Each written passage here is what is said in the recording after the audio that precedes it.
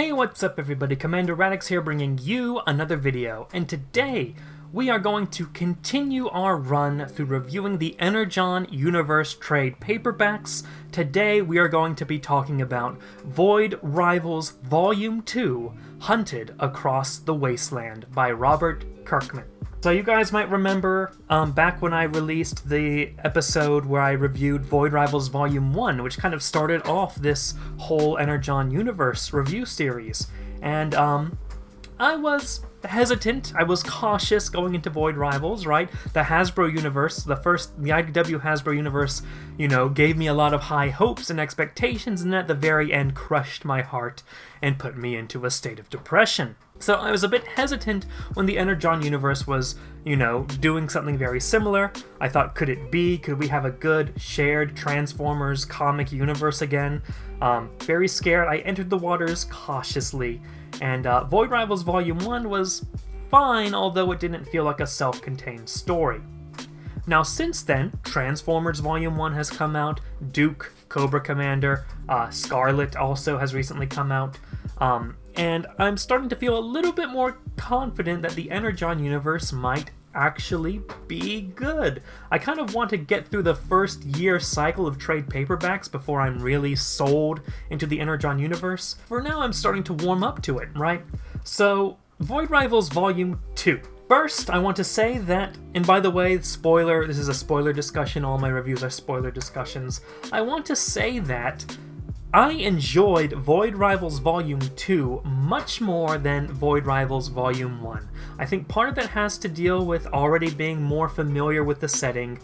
You don't have a large cast of characters like especially the second half of Void Rivals Volume 1 did. And this Volume 2 was much more self-contained, much more character-focused, and it actually has, I think, a suitable ending for a graphic novel, for a trade paperback, I should say.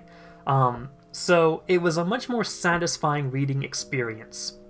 There's also the fact that there are more Transformers in it, so that's also, you know, I think I said in Void Rivals Volume 1 that it's kind of like they show up, they bring in Transformers stuff to sort of jangle the keys in front of you to make sure you don't lose your attention, right? Because like, hey, you came here for the Transformers, right? Here, look, Transformers Shockwaves on Cybertron, yo, right? But Void Rivals Volume 2, we see some Transformers characters. We have the Skuxoid walking around. The Skuxoid was a very interesting character to look at in this book, how he is going through life.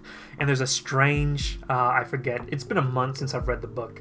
I'm sorry I didn't record my thoughts a bit earlier, but there's like this strange character that's sort of stalking the Skuxoid.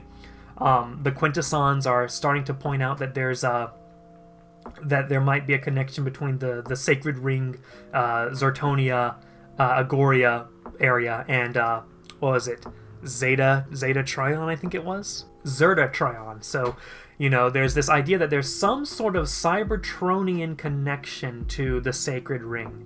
Zerta Trion, a Cybertronian, has something to do with the Sacred Ring, right? And Zerta Trion being the sort of god of especially the Zertonians. Now, the main bulk of the story involves Solila and Derek going through the Wasteland, the area between the two parts of the ring that connect Zertonia and Agoria. And while being stalked by this, oh, I forget his name, Proximus, right? So there's this Proximus guy being sent from Zertonia to kill Derek and Solila. And he's kind of scary, right? And he brings a whole army with him at some point. But Derek and Solila are protected by none other than Springer. The Autobot Springer is here on the Sacred Ring doing who knows what, and he's been here for a while. So that's very interesting that Springer is here.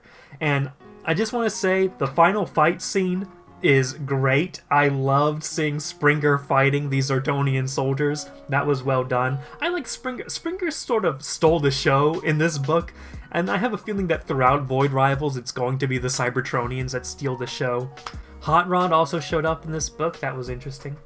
We learned that the Zertonians and Agorians, the little the mind's eye, the third eye they have on their forehead, is actually an Energon, like, charging port, in that these organic beings can be charged by Energon. You know, Void Rivals is filled with all these mysteries, and I really appreciate it. I really appreciate there being this, you know, full-fledged story focusing on these aliens that's not directly connected to the Transformers, but has all these little subtle connections to Transformers that creates this very mysterious sort of setting. I really like that. That's one of Void Rivals' strengths. And the book ends with Solila and Derek going their separate ways, Derek giving Solila the hand droid. I'm very interested in what the hand droid is going to do. But it felt like a good ending, a solid ending in a series. That was a good ending. More so than Volume 1 was, where they were sort of on the run. So Void Rivals Volume 2, I liked more than Void Rivals Volume 1. I think it's about there on the same level as Transformers Volume 1. I still think both Duke and Cobra Commander are more solid graphic novels. If you want the sort of tier list, number 1, I guess, at this point in time is Cobra Commander and Duke are sharing the top list. I guess I like Cobra Commander a little bit more than Duke. And then we have Transformers Volume 1, Void Rivals Volume 2, Void Rivals Volume 1, and then a bit of a spoiler for the next video I'm going to put out on this channel. We're going to review Scarlet next, but Scarlet might be on the bottom. We'll talk about that in that video. But that's going to end this video. Let me know what you thought about Void Rivals in the comments below. Subscribe to the channel if you have not yet. Follow me on social media. All the links are in the description, especially X and Instagram, as well as my Discord server. I'm much more active on X, so that's sort of the center of the Commander Radix sphere. And thank you guys so much for watching, and have a great day, ladies and gentlemen. Susan's on the frenzy and Jeff is